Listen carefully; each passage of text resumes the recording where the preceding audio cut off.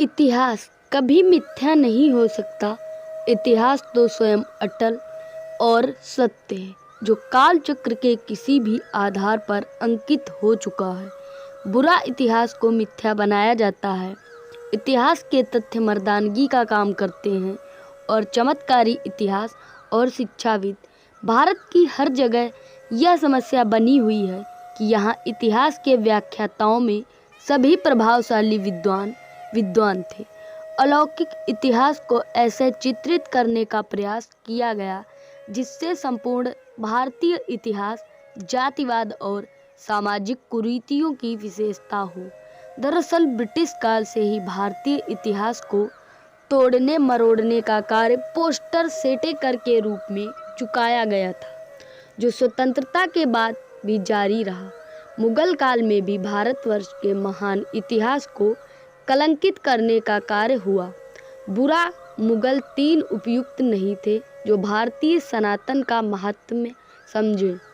उनके इस प्रयास को आधुनिक भारत के इतिहासकारों ने नमन करते हुए इन मुगलों को इतिहास में एक श्रेष्ठ स्थान प्रदान किया, जिसे हम आज भी दिखा रहे हैं। इतिहासकारों एवं बुद्धिजीवियों की एक साझा समस्या ब्राह्मणों से अथाह घृणा थी। ब्राह्मण शब्द सुनते ही ये बुद्धिजीवी ऐसे स्थैतिक हो जाते हैं जैसे नेवले को देखकर सर्प।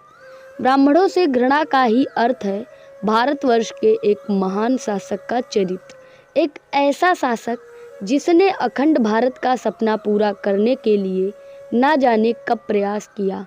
भारतवर्ष की अखंडता की सुरक्षा के लिए ही यही युद्ध हुआ। भारतवर्ष के इस महान शासक को इतिहास में मुगलों के 10वें हिस्सों के बराबर स्थान भी नहीं दिया गया। उसका अपराध सिर्फ इतना था कि वह एक ब्राह्मण था और उसने भारतवर्ष में सनातन धर्म की पुनर्स्थापना का स्वप्न देखा था। यह शासक पुष्यमित्र शुंग था, जिसने शुंग वंश की स्थापना की। इस लेख में हम उन मिथ्या विकी और बाथरूम पर विचार करेंगे जहां आधार पर पुष्यमित्र को नरसंहारक और कट्टर कहा गया है। जिस अद्वितीय महान विचारक आचार्य चाणक्य की थी, भारत की मृत्यु के बाद वह परिकल्पना धुंधली होने लगी। मौर्य राजवंश के शासक वैदिक धर्म के प्रतिनाथ होने लगे। चंद्रगुप्त मौर्य जैन धर्म की परंपरा को मानने लगे। चंद्रगुप्त के पुत्र बिंदुसार ने स्वयं आजीवक संप्रदाय से अपने आप को जोड़ लिया और बिंदुसार के पुत्र अशोक राजगद्दी पर बैठते ही उन्होंने भयंकर हिंसा से अपने साम्राज्य का विस्तार करने वाले सम्राट अशोक अहिंसक हो गए। उन्होंने बौद्ध धर्म की दीक्षा ली। इसके बाद अशोक का पूरा कैथोलिक बौद्ध धर्म का प्रचार प्रसार में जुट गया। जब विश्व सीमा विस्तार के संकट से जूझ रहा था, तब अशोक के अहिंसा ने भारतवर्ष की वीरता पर गहरा आघात किया। अशोक ने 20 वर्षों तक एक बौद्ध सम्राट के रूप में शासन किया। इसी कारण संपूर्ण भारतवर्ष का शासन तंत्र निर्बलता की स्थापना के रूप में बदल गया। मौर्य राजवंश के शासकों का अन्य पंथों की ओर से कोई झुकाव नहीं था, उनका निजी विषय था। भारतवर्ष के सनातन धर्म से मुक्ति हेतु बौद्ध धर्म का पालन करना गलत था। भारतवर्ष के बौद्ध संप्रदाय पर बौद्ध धर्म की शिक्षाओं को प्रस्तुत करना गलत था। भारतवर्ष अहिंसा की लहर में शामिल हो रहा था। भारतीय सनातन से मुक्ति की प्रक्रिया मौर्य वंश के अंतिम शासक बृहद्रथ तक चलती रही। बाणभट्ट द्वारा रचित हर्षचरित में बृहद्रथ प्लेब कडरबल कहा गया है, क्योंकि राजगद्दी पर एक राजा ने अपने साम्राज्य की सुरक्षा का जो वचन दिया, वह उसे बृहद्रथ पूर्णतः स्थापित करने में लगा हुआ था। मौर्य साम्राज्य में लगातार दुर्बलता होती रही और बृहद्रथ के शासनकाल में यह दुर्बलता अपने चरम सीमा पर पहुंच गई। अधिकांश मगध साम्राज्य बौद्ध धर्म को भुगतान किया गया। इन सब के बीच यह खबर आई कि यूनानी शासक भारतवर्ष पर आक्रमण करने की योजना बना रहे हैं।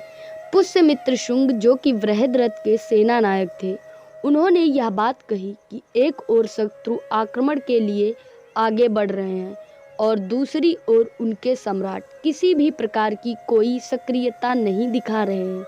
पुष्यमित्र ने अपने स्तर पर प्रयास किया।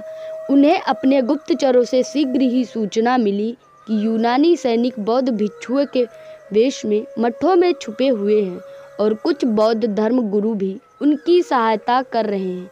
इस सूचना से व्यथित पुष्यमित्र ने बौद्ध मठों की यात्रा लेने की मात्रा मांगी। इसके लिए बृहद्रथ तैयार नहीं हुआ। फिर भी पुष्यमित्र ने अपने स्तर पर चर्चा की। इस कार्यवाही के दौरान पुष्यमित्र और उनके सैनिकों के राक्षसों के सैनिक से हुई। कई शत्रु सैनिकों की मौत के घाट नीचे गए। बृहद्रथ पुष्यमित्र की इस खोज से रुष्ट हो गया। वह पुष्यमित्र से हार गया। एक ओर शत्रु भारत पर विजय का स्वप्न बढ़ता जा रहा था और यहाँ भारतवर्ष के सम्राटों की सुरक्षा में लगे सेना नायक से संघर्ष में लगा हुआ है। अंततः सम्राट और सेना नायक के संघर्ष में सम्राट को मृत्यु प्राप्त होती है। सेना पुष्यमित्र के प्रति अनुरक्षित थी। पुष्यमित्र शुंग को राजा घोषित कर दिया गया। राजा बनने के तुरंत बाद पुष्यमित्र शुंग ने अपंग साम्राज्य को पुनर्व्यवस्थित करने के लिए पद सुधार कार्य किया। उन्होंने भारतवर्ष की सीमा की ओर बढ़ते हुए ग्रीक आतंकवादियों को एकजुट किया और भारतवर्ष से ग्रीक सेना का पूरी तरह से अंत कर दिया। इस प्रकार पुष्य शुंग ने एक नवमित्र भारत की स्थापना की, पुनः स्थापना की। एक ऐसा अनोखा भारतवर्ष जहां वैदिक सनातन धर्म की मूल महानता सामने आई। बौद्ध पंथ की ओर से हिंदू पुनः सनातन धर्म की शरण में लौट आए। पुष्यमित्र शुंग के शासनकाल में वैदिक शिक्षा उनके चरम पर पहुंच गई। उन्होंने राष्ट्र निर्माण में सनातन धर्म के महत्व को सर्वोच्च प्राथमिकता दी। ऐसा कहा जाता है कि पुष्यमित्र के शासनकाल में मगध साम्राज्य के लगभग सभी क्षेत्रों तक वैदिक शिक्षा की पहुंच थी। इसी कारण यह परिणाम था कि भारतवर्ष पुनः अपनी सनातन महानता को पुनः प्राप्त करने में लगा था। मौर्य साम्राज्य के सांस्कृतिक हो जाने के कारण केंद्रीय नियंत्रण में भारी कमी आई, जिससे मगध साम्राज्य के कई आदर्शों में सामंतवाद की प्रबलता जा रही थी।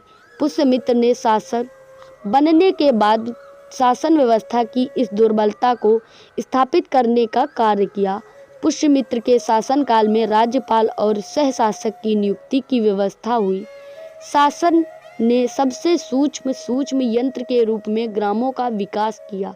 इस प्रकार पुष्यमित्र ने केवल सनातन धर्म की स्थापना के शासन सिद्धांत को सुव्यवस्थित करने का कार्य भी भली भांति किया। यही कारण था कि पुष्यमित्र का साम्राज्य उत्तर से हिमालय से लेकर दक्षिण में बराड़ की दक्षिण सीमा तक, पश्चिम में सियालकोट से लेकर पूर्व में मगध तक विस्तृत था। एक ब्राह्मण शासक होने का अर्थ यह बिल्कुल भी नहीं है कि वह शासक कट्टर है। यदि पुष्यमित्र कट्टर प्रवृत्ति का होता तब स्वयं की सेना उनके विरुद्ध हो जाती, जिसका कहीं भी उल्लेख नहीं है। पुष्यमित्र शुंग के विषय में एक मार्क्सवादी इतिहासकार गार्गी चंद्रवर्ती ने एजेंडा बनाया है कि वह कट्टरपंथी ब्राह्मण था। वह सर्वविदित है कि वामपंथी और मार्क्सवादी भारतीय वर्ण व्यवस्था और विशेषकर ब्राह्मणों के भयंकर विरोधी हैं। ऐसे में इनसे क्या आशा की जा सकती है कि ये किसी ब्राह्मण शासक का निष्पक्ष चरित्र चित्रण करेंगे। कल्पना कीजिए कि कोई पंथ जिसे दशकों तक शासन का भरपूर समर्थन मिलता रहा हो, जिसके अनुयायियों में एक महान साम्राज्य के शासक रहे हों, वह पंथ लगातार फल फूल रहा हो और एक राष्ट्र के कोने कोने में अपने अनुयायी बनाता जा रहा हो। इन सब के बीच एक ऐसा शासक आ जाए जो पंथ परिवर्तन का विरोधी हो और ऐसे कार्यों के लिए शासन की सहायता बंद कर दे। ऐसे में उस शासन और पंथ के मध्य संघर्ष होना स्वाभाविक है। यही सत्य है पुष्यमित्र और बौद्धों के संघर्ष का। अशोक के शासनकाल से ही बौद्धों को राज्य का समर्थन प्राप्त होता रहा और इस समर्थन की सहायता से बौद्ध पूरे भारतवर्ष में लगातार बढ़ते चले गए। बृहद्रथ की हत्या के बाद पुष्यमित्र शुंग के राजगद्दी में बैठने के बाद बौद्धों के इस विस्तार में अंकुश लग गया। इसी प्रतिबंध से बौखलाए बौद्धों और पुष्यमित्र के मध्य संघर्ष की स्थिति उत्पन्न हो गई। पुष्यमित्र पर जिन बौद्ध भिक्षुओं की हत्या का आरोप लगाया जाता है वो और कोई नहीं अपितु भिक्षुओं का वेश धारण किए हुए ग्रीक सैनिक थे, जिनके विषय में हम बता चुके हैं। इसके बाद पुष्यमित्र पर आरोप लगाया जाता है कि उसने बौद्ध स्मारकों को नष्ट करने का कार्य किया। इस आरोप के विरुद्ध भी तर्क हैं। सबसे पहले तो यह सभी को ज्ञात है कि सांची और भरहुत जैसे बौद्ध स्तूपों का अधिकांश हिस्सा पुष्यमित्र शुंग के शासनकाल में निर्मित हुआ। यदि पुष्यमित्र बौद्धों का इतना ही विरोधी होता तो आज आप सांची में बौद्ध स्तूप नहीं अपितु भगवान विष्णु का मंदिर देख रहे होते। एक शासक जिसने 36 वर्षों तक शासन किया और जो एक महान साम्राज्य के साथ एक महान सेना का भी स्वामी था, वह भारतवर्ष से बौद्धों की एक एक पहचान को नष्ट कर सकता था। पुष्यमित्र के शासनकाल की तुलना मुगलों के शासनकाल से कीजिए, जिन्होंने भारतवर्ष में हिंदुओं के पूजा स्थल नष्ट कर दिए। उन्होंने हिंदुओं के सबसे पूज्य धर्म स्थलों को अपना निशाना बनाया, जिनमें अयोध्या, काशी और मथुरा प्रमुख हैं। मुगलों ने इन सनातन केंद्रों को न केवल नष्ट किया अपितु वहां मस्जिदों का भी निर्माण कराया। इसके विपरीत पुष्यमित्र जैसा कट्टर ब्राह्मण कोई मंदिर बनाने की तो बात छोड़िए, एक स्तूप भी नष्ट ना कर सका। भारत में इतिहास की व्याख्या करने वाले ऐसे ही निष्पक्ष रहे हैं, जिन्हें हजारों मंदिर तोड़ने वाले मुगल महान लगते हैं, और एक ब्राह्मण शासक कट्टर जिसने मात्र अपने सनातन धर्म का पालन किया वह झूठा। पुष्यमित्र पर बौद्ध के धर्म परिवर्तन का आरोप भी लगाया जाता है, किंतु यह सर्वथा भ्रामक है। मौर्यों के शासनकाल की बात करें तो बौद्धों ने स्वयं भारी संख्या में हिंदुओं को बौद्ध पंथ अपनाने के लिए प्रेरित किया। शासनकाल के संरक्षण से मगध साम्राज्य एक बड़ा हिस्सा बौद्ध बन चुका था। पुष्यमित्र के राजगद्दी में बैठने के बाद वो हिंदू जो बौद्ध हो गए थे सनातन धारा में लौटने लगे। यह एक स्वाभाविक प्रक्रिया है। यह मतावलंबियों में अपने धर्म के प्रति विश्वास सुदृढ़ होता है। तब ऐसी स्थिति में लोग अपने धर्म की ओर वापस आ जाते हैं। पुष्यमित्र के कट्टर न होने के सबसे बड़े प्रमाण हैं वामपंथियों की इतिहासकार रोमिला थापर। रोमिला जी ने स्वयं अपनी पुस्तक अशोक एवं मौर्यों का पतन में स्पष्ट रूप से कहा है कि पुष्यमित्र द्वारा बौद्धों के नरसंहार का कोई ठोस प्रमाण उपलब्ध नहीं है। इन सभी तथ्यों और तर्कों से यही निष्कर्ष निकाला जा सकता है कि पुष्यमित्र शुंग ने तो ना तो कट्टर थे और ना ही नरसंहारक। पुष्यमित्र के साथ जो अन्याय इतिहासकारों ने किया है वह नया और अनापेक्षित नहीं है। भारत में यही तो होता आया है। विचार कीजिए उस प्राचीन इतिहास का जब सूचना तंत्र आज के समान आधुनिक नहीं थी। भारतवर्ष के इतिहास में जिसने भी सनातन धर्म का पालन किया उसे या तो इतिहास ने कलंकित कर दिया अथवा छोड़ दिया गया। भारतीय इतिहासकारों और बुद्धिजीवियों को टीपू सुल्तान से बड़ा प्रेम है, जो वास्तव में क्रूर था और जिसने हिंदुओं का जीवन नर्क के समान बना दिया था। टीपू सुल्तान आज के बुद्धिजीवियों और सेकुलर राजनेताओं का नायक है, लेकिन पुष्यमित्र शुंग कट्टर ब्राह्मण और हत्यारा। पुष्यमित्र का अपराध ही यही है कि वह एक महान हिंदू सम्राट था। उसने भी ब्राह्मण और सबसे बड़ी बात कि वह सनातन धर्म का एक निष्ठावान अनुयायी था। अब यह आपको तय करना है कि आप किसे अपना नायक स्वीकार करते हैं। उस टीपू सुल्तान मुगलों को जिन्होंने हमारे मंदिर तोड़े, हमारी महिलाओं के साथ बलात्कार किया, भयंकर लूटपाट मचाई, अथवा पुष्यमित्र को जिसने छीड़ हो रहे धर्म को पुनर्जीवित किया। क्या आप भी उन इस्लामिक कट्टरपंथी शासकों को महान मानेंगे जिन्होंने भारतवर्ष के महान सांस्कृतिक और धार्मिक केंद्रों को जलाकर नष्ट कर दिया, अथवा उस शुंग वंश के संस्थापक को जिसने शासनकाल में न केवल हिंदू धर्म अपितु अन्य पंथों के साहित्य का विकास हुआ। वामपंथी आपको यह नहीं बताएंगे कि अफगानिस्तान को बौद्ध विहारों से मुक्त किसने कर दिया था, लेकिन वो आपको पुष्यमित्र द्वारा बौद्धों के नरसंहार की झूठी कथा सदैव सुनाते रहेंगे। आज भारत जाग रहा है और अपना वास्तविक इतिहास जान रहा है।